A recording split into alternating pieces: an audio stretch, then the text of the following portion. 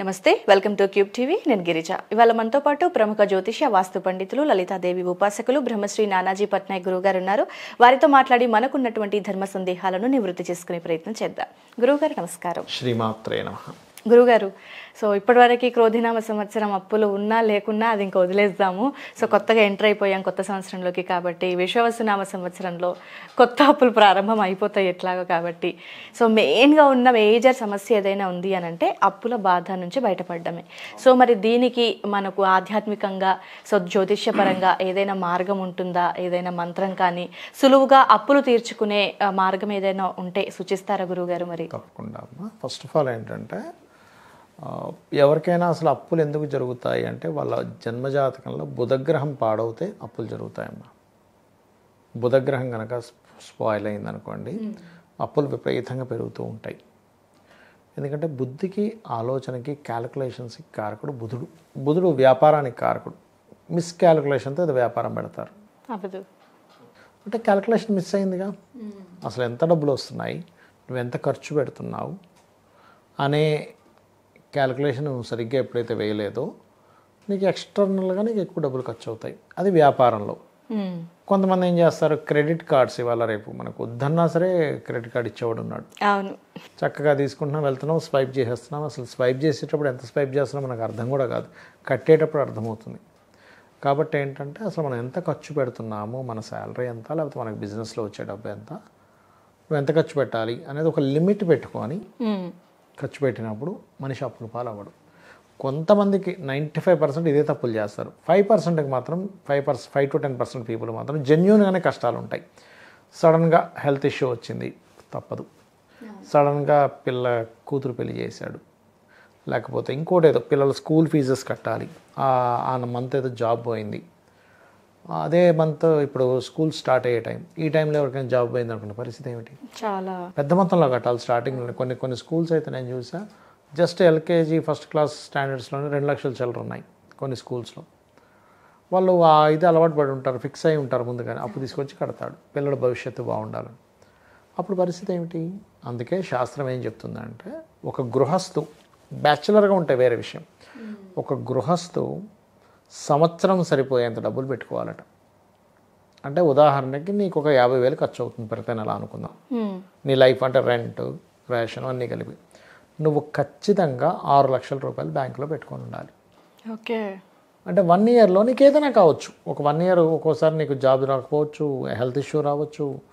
నువ్వు ఏ నెల కా నెల, ఈ నెల ఫస్ట్ 1వ తేదీ జీతం రాగానే వారంలో కంప్లీట్ అయిపోయి వారం తర్వాత నుంచి అందరిని అప్పులు అడుగుతూ కూర్చుని ఉంటే నువ్వు గృహస్థు సంబంధించినటువంటి ధర్మం సరిగా నువ్వు పాటించినట్టే. కానీ ఒక సన్యాసి ఏ పూట కాపూట అడుక్కోవాలట. సన్యాసి నువ్వు మధ్యాహ్నానికి కూడా ఇప్పుడు పెట్టుకోకూడదు, మళ్ళీ మధ్యాహ్నం ఫ్రెష్గా నువ్వు మళ్ళీ భిక్షాటం చేయాలి. కానీ గృహస్థికి అలా చెప్పలే శాస్త్రం. 1 ఇయర్ ఆఫ్ సరిపోయేంత ఇది నీ దగ్గర ఉండాలి, అప్పుడే నువ్వు పర్ఫెక్ట్ గృహస్థుడివి. ఇవాళ రేపు ఏం చేస్తున్నాం మనం, అసలు ఆ నెల సరిపోయేది ఆ నెల ఉంటుంది, మళ్ళీ నెక్స్ట్ బ్యాంక్ బ్యాలెన్స్ ఉండదు. అది తప్పు చేస్తున్నారు మనుషులు. ఖర్చులు బాగా పెరిగిపోయాయి, కాస్ట్ ఆఫ్ లివింగ్ బాగా పెరిగిపోయింది. ఒకరు ఉద్యోగం చేస్తే సరిపోవట్లేదు, భార్య కూడా ఉద్యోగం చేయాల్సిన పరిస్థితి. ఇక్కడ ప్రాబ్లమాటిక్ అవుతుంది. అయితే ఎప్పుడైనా అప్పులు ఉన్నప్పుడు మెయిన్గా కొన్ని సూత్రాలు పాటించాలి. పొరపాటును కూడా మంగళవారం అప్పు చేయకూడదు, మంగళవారం అప్పు తీర్చాలి, బుధవారం అప్పు ఇవ్వకూడదు ఎవరికి కూడా. మంగళవారం ఇవ్వచ్చు అంటారా గురువుగారు? మరి మంగళవారం చేయకూడదండి, ఇంక ఇవ్వచ్చు అనేది అర్థం. చేయకూడదు అంటే మనం తీసుకోకూడదు, మనం ఒకరికి ఇచ్చేది ఉంటే కూడా ఇవ్వకూడదు అంటే ఎందుకు? వాడికి ఎందుకు అనవసరంగా వాడు అప్పులు పాలు అవుతూ ఉంటాడు తీసుకున్న వ్యక్తి. మంగళవారం మారు కోరుతుంది. అందుకే చూడండి, ఎవరైనా మంగళవారం చనిపోతే దానివల్ల ఒక శాంతి ప్రక్రియ ఉంటుంది. కొంతమంది కోడిని కోస్తారు, సీరియస్గా కొన్ని వాటిల్లో ఉంటుంది. ఎందుకు? మళ్ళీ ఇంకొక మరణం జరుగుతుందని. నువ్వు అప్పు తీర్చేవనుకోండి, మళ్ళీ తీర్చేస్తావు ఒక అప్పు. అవును. అందుకే శాస్త్రంలో మంగళవారం ఏదైనా కొత్త వస్తువు కొనుక్కోమని చెప్తుంది. మంగళకరమైన రోజు. మంగళం అంటే మంగళవారం మారు కోరుతుంది కాబట్టి నువ్వు ఇవాళ ఒక వస్తువు కొంటే మళ్ళీ వస్తువు కొంటావు. అందుకే నేనేం చెప్తాను, మంగళవారం బంగారం కొనండి అయ్యా అంట. నువ్వు బంగారం మళ్ళీ కొంటావు, ఎప్పుడు కొంటావు? డబ్బులు బాగుంటే కొంటావు. అంటే నీకు డబ్బులు రావడానికి నీకు సోర్సెస్ పెరుగుతాయి. సో మంగళవారం బంగారం కొని ఎంతో కొంత, ఒక 1,000 రూపాయలు చిన్న కాసు కూడా వస్తుంది, మీకు తెలుసుగా. 1,000 రూపాయలు ఇస్తే కాబట్టి చిన్న కాసు ఇంత వస్తుందండి, 1,000 రూపాయల కంటే అది తెచ్చుకో. ఎప్పుడుకో అప్పుడు ఏదో దానికి నీకు యూజ్ అవుతూనే ఉంటుంది కదా, తర్వాత పెరగడానికి. సో నీకు పెరుగుతూ ఉంటుంది మంగళవారం. అప్పులు ఏమైనా ఉన్నాయి, ఉదాహరణకు 1,00,000 అప్పు ఉంది, ప్రతి నెల 10,000 కడతాను, మంగళవారం కట్టుకుంటూ వెళ్ళిపో, నీకు తొందరగా తీరిపో. లాస్ట్ వారం మాత్రం ఏ గురువారం ఇచ్చేసాయి. ఓకే, మంగళవారం కాకుండా. చాలామంది ఏంటంటే శుక్రవారం డబ్బులు ఇవ్వకూడదు అనుకుంటారు. ఒకటే గుర్తుపెట్టుకోండి అమ్మా, శుక్రవారం అని చెప్పలే ఎక్కడా శాస్త్రంలో. అప్పు బుధవారంలో ఇవ్వద్దని చెప్పారు. నీకు మరి శుక్రవారం నువ్వు వెళ్ళి ఫుడ్ తినాలి, హోటల్లోడికి డబ్బులు ఇవ్వవా? ఇచ్చేస్తాము. కానీ చాలా మంది అది అపోహ పెట్టేసుకున్నారు గురుగారు. శుక్రవారం అప్పుల సంగతి దేవుడేరుగా, అప్పులు కాదు, ఇవ్వాల్సిన పేమెంట్లు కూడా ఆపేస్తారు శుక్రవారం రోజు. చాలా తప్పు. ఎందుకంటే కష్టపడిన వారి కష్టాన్ని నువ్వు ఇస్తున్నావు, అంతే. నువ్వేమో అప్పు ఇవ్వట్లే.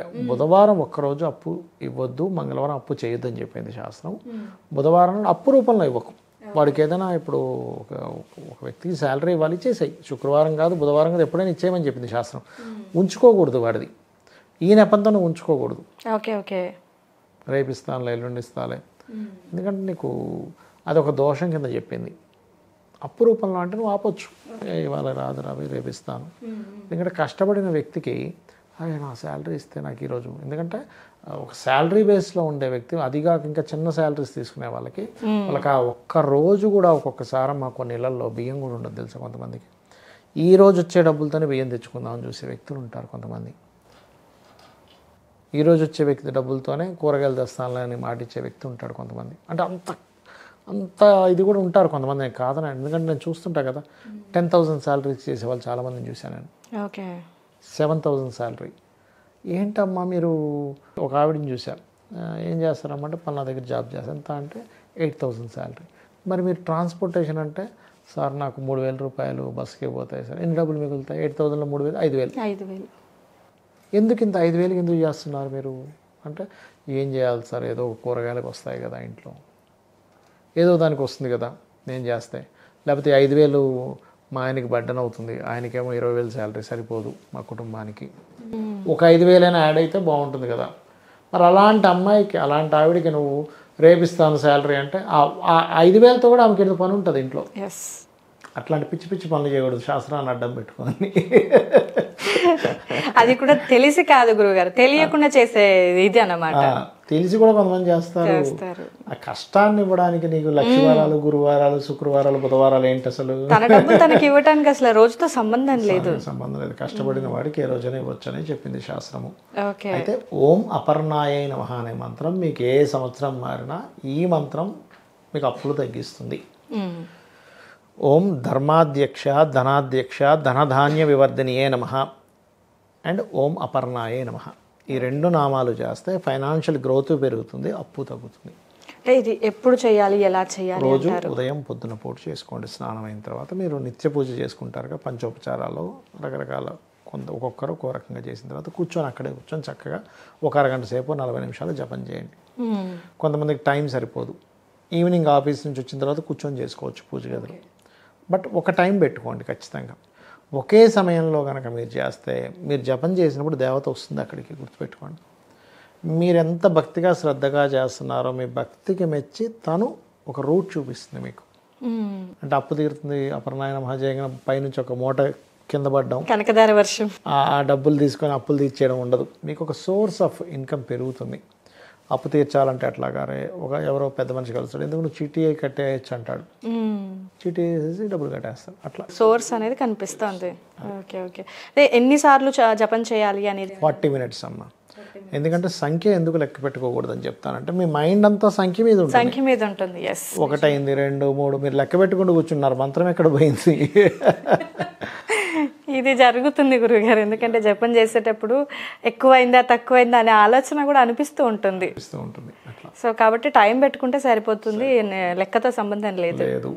ఓకే. సో ఈ 2 మంత్రాలను జపిస్తే చాలు, వాళ్ళకు అప్పుల బారి నుంచి బయటపడే అవకాశానికి ఒక మార్గం అనేది దొరుకుతుంది అంటారు.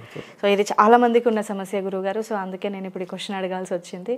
సో చాలా చక్కటి పరిష్కారాన్ని తెలియజేశారు. ధన్యవాదాలు గురువుగారు. శ్రీమాత్రే నమః.